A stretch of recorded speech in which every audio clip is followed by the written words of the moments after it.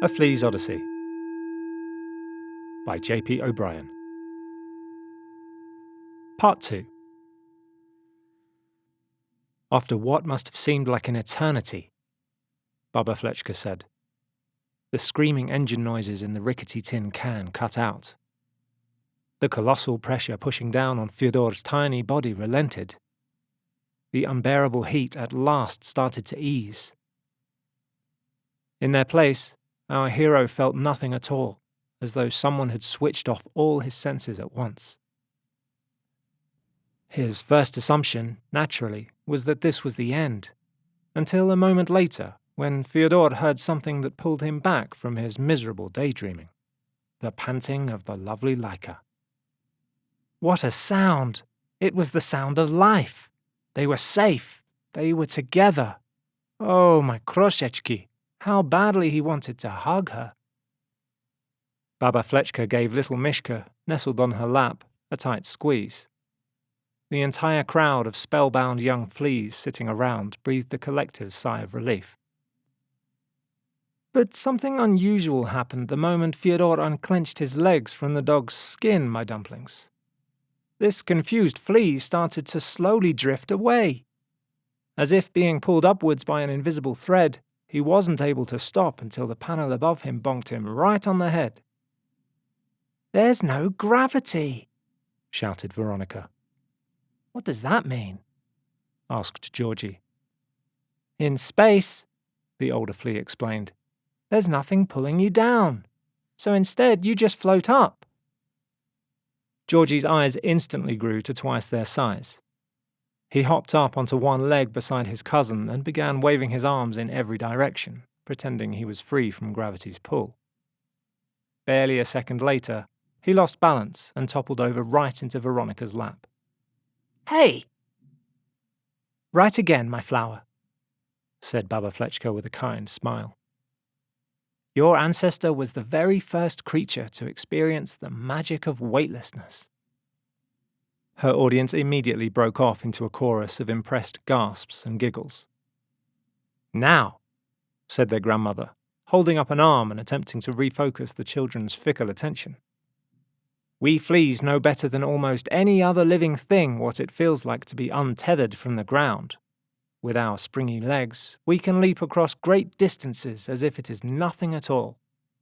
But, my dears, we will always come back down again. Such is the rule of nature." In that moment, however, this was simply not the case for Fyodor. He was free from such rules. Before long, he realized he could spin, flip, and float as if he were part of the very air itself. He was jumping no longer. He was flying. By now, the lively group could hardly contain its excitement. Several of the littler fleas were already up in the air, bouncing from surface to surface, giddy with laughter.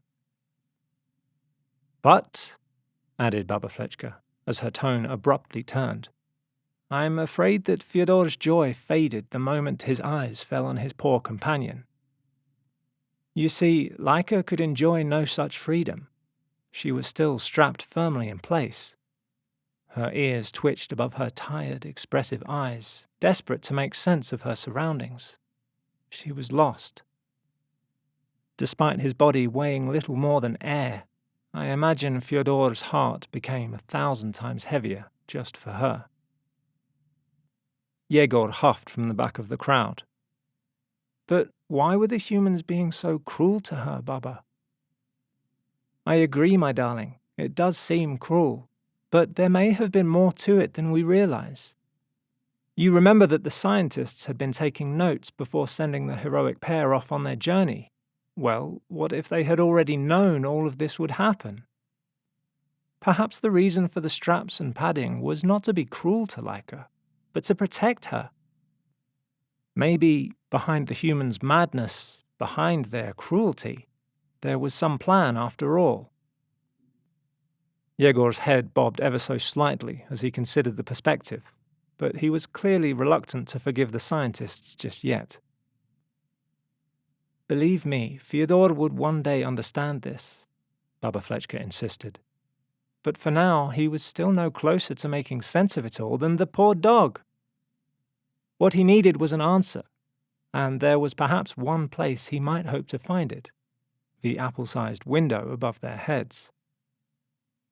Fyodor pushed himself up to the ledge and peered cautiously through it. There was no sign of the bright, tiled scientist's room, or even the terrifying bonfire anymore.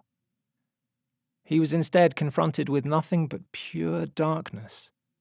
To his surprise, their strange prison cell seemed to be the only thing left in all of existence, as if everything beyond it had simply melted into nothing. This Flea had no idea what to make of it. Yes, he had experienced the wonder of weightlessness, as well as the relief of being by Laika's side, but Fyodor was more confused, battered, and frightened than ever. He nudged himself wearily down onto Laika's back and buried himself deep amongst her hairs. But I'm afraid things were about to get much worse for our brave hero.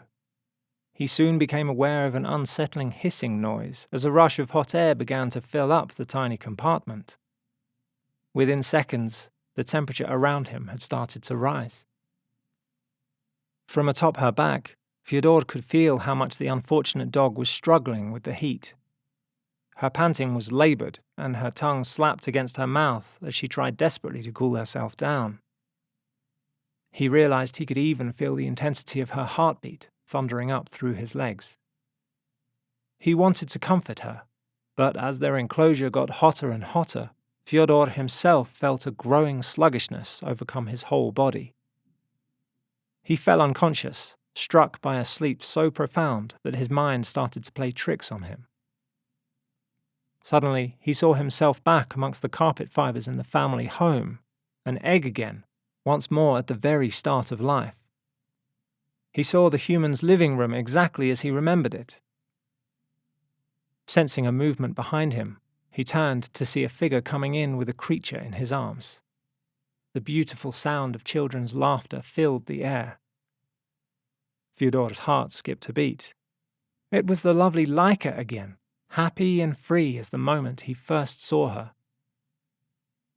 He had no idea how it had happened, but by some miracle, the two of them were back where they belonged, before they had been taken away from the home, and before the entire outside had turned to black. They had been given a second chance. Fyodor raced to the dog, drawn to her by a magnetic urge. He sprang up towards her, but instead of landing safely amongst her hairs, he carried on moving past her in a straight line, drifting upwards. Dread filled his body.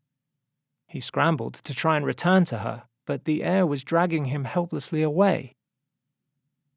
On the other side of the shrinking room, he could see the human lower his head and hurry out through the door. All the while, Laika was getting smaller and smaller in the distance. The airborne flea burst through the roof of the family house and kept floating up. No matter how much he waved his arms, he just drifted further and further away until the entire house was no more than a speck against the white snow. From miles above, looking down, the wide open white ground then started to curl round at the edges against the night sky, until Fyodor found himself staring at a misty ball below him. The ball then started to sprout legs, a head, ears, and a tail, and he realized he was looking at Laika once again, only now floating in an infinite blackness. He gently drifted above her as the dog curled up and fell asleep, then faded away, leaving the vulnerable flea helplessly alone.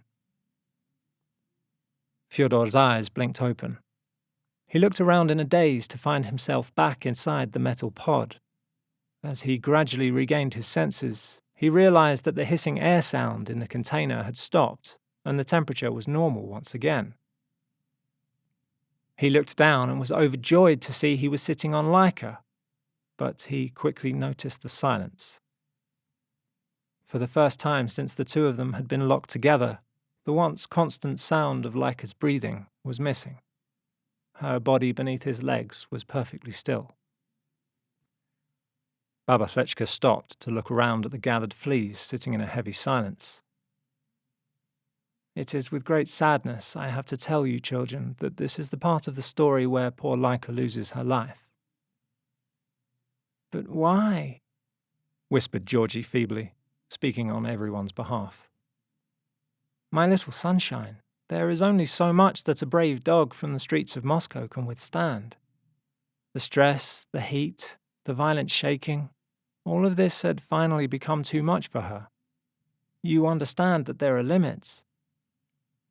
"What about Fyodor?" asked Veronica. Well, without doubt, Fyodor was more than a little shaken up himself. It is difficult to say precisely how he survived what Laika could not. Of more concern to him in that moment was that his heart was broken. The two of them had already been through so much together. She had been his companion, his home, his friend. I can't even begin to imagine how lonely he must have felt. The old Flea removed her spectacles and wiped away a tear. "I'm sorry, my Rudnolki," she said. "It doesn't matter how many times I think of her." "It's all right, Baba," said Veronica, jumping up to wrap an arm around her grandmother. "We understand." "For a long, long time," continued Baba Flechka, Fyodor rested on Laika's still face. He nuzzled into the fur of her nose and whispered to her how brave she was, wishing more than anything that he might be able to revive her. But her lovely eyes had closed for the last time. He had never been so low. When the sadness left him too weak to hold on any longer, he unclasped his legs from her and allowed the stale air in the container to carry him away. The excitement of flying was all but gone. In its place, there was nothing but a grief that cradled him. As Fyodor floated there, he thought he felt a gentle wave slowly nudge him up to the small window above them. Glancing through it, he realized he was not looking at an endless empty void anymore. Instead, an enormous blue and white curve was slowly rising into view. It was a thing of such unbelievable scale that it instantly humbled him. In that moment, he was not looking at nothing. He was looking at everything. "I can't imagine what he must have been feeling," said Baba Flechka. "A mere flea, tiny as dust. Even Laika had been oblivious to his presence. And yet, he was now gazing out over this beautiful, incomprehensibly infinite thing. The first creature ever to do so. He was both insignificant and unique at the same time. All of a sudden, Fyodor started to wonder if there was a thread that connected his experiences together. He thought back to the humans and their notes, how they had been preparing Laika for something. He remembered the look of sadness in the first human's eyes, then how tenderly the other scientist had whispered to this dog and kissed her on the nose. And, after so much chaos, how the container had become hot, too hot for Laika to survive. But why was Fyodor himself still here? There must have been some reason, he thought, a meaning behind all of this, one that he was just too small to grasp. Something shifted in him. He was still inconsolably sad, my Angelochki, but he was not prepared to give up anymore. To do so would have been to give up on Laika. He looked down at her as she rested below him, now so peaceful and still, and he vowed to himself that he would carry on for her. He needed to know what that meaning was. The only path was forward. I often ask myself where that sudden determination came from. Baba Flechka wondered aloud. It could have been the breathtaking view through the window, or his powerful dream that guided him. I personally choose to believe that Laika's spirit, as her final act of kindness, showed him the way. As the days unfolded in front of him, the newly ignited Fyodor set about exploring every last inch of the sealed container. He edged his way along the gaps between the padded cushions and inspected the wires still connected to Laika's chest. He counted the individual rivets and tubes and tried to make sense of the markings on the metal panels. He began to give names and labels to different parts of his surroundings, as if building a world of his very own. And when he thought he might have uncovered everything there was to find, he simply started from the beginning again, determined to look even more thoroughly. Over time, he got comfortable with weightlessness, and even managed to remain playful. He would float from end to end of this box and then back again, spinning and twirling through the air, trying to recreate the same joy he had felt in his first moments experiencing it. He invented games, competing against himself in races to visit every corner of the container. He took to glancing out of the window at the immense, swirling white and blue mist below, counting the times it turned from light to shadow and back again. This view became his anchor. He delighted in regularly describing what he saw to Laika. The poor dog hadn't been able to see it for herself, after all, which Fyodor didn't think was fair. He began to make up stories to amuse the two of them. Sometimes he imagined they were back at the family home before any of this had happened. He loved thinking about how happy the beautiful children would be if they still had their dog. Such tasks and routines kept his mind alert, and with that came hope. He began to think of himself not as helpless and defeated, but as in control. He was no longer a stowaway. He belonged. When he got tired, he rested. When he felt restless, he was active. And whenever it became time to close his eyes and sleep, he always returned to Laika's soft fur. He made sure to thank her every day for being his reason to continue. Baba Flechka stopped and looked down at Mishka in her lap. The baby had fallen fast asleep. "Oh, boring, is it?" she said, feigning an indignant gasp that made a handful of her grandchildren titter. "Well, let's see. Maybe I should employ a bit of storytelling magic in that case. We must skip forward several months, because, unfortunately, that is how long our poor hero was up there." By now, little had changed about Fyodor's surroundings, but he himself had most certainly changed. As you know, my dears, a flea's life is not very long, and several months in space, drifting in uncertain silence, was enough to turn the young Fyodor into an old man. He felt weaker, he slept longer, and his routine had become mechanical and joyless. The thrill of twirling through the air had long since abandoned him. What he wanted now was to leap from solid ground again. He no longer made up stories. The thought of the children made him too sad. Even the window wasn't the source of wonder it had once been. It was only a torturous reminder of everything he couldn't have. Worst of all, he was losing touch with Laika. There is only so much that one can say to someone without getting a response. He had been alone for so long, and had never been given the chance to connect with another living thing like himself. He must have wondered if he was the only creature left in the whole universe. Perhaps it was in these moments that he was finally ready to give up hope.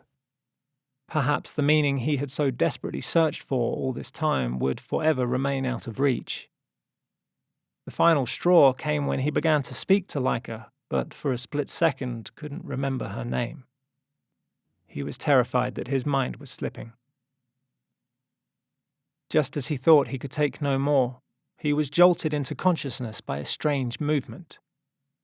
The container appeared to be shaking. Fyodor looked around and realized something different was happening at last. He must have thought the end was coming, but he felt no fear anymore. He had grown. He was ready.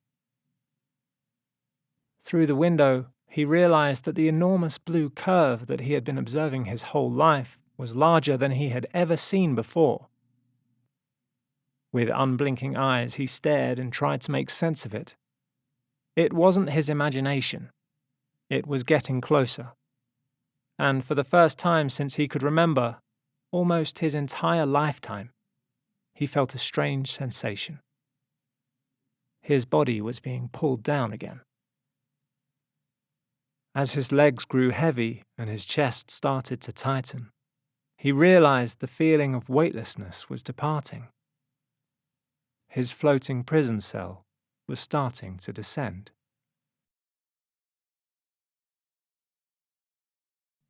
You have been listening to the By Torchlight podcast. For more, visit patreon.com/bytorchlight or search By Torchlight on Spotify.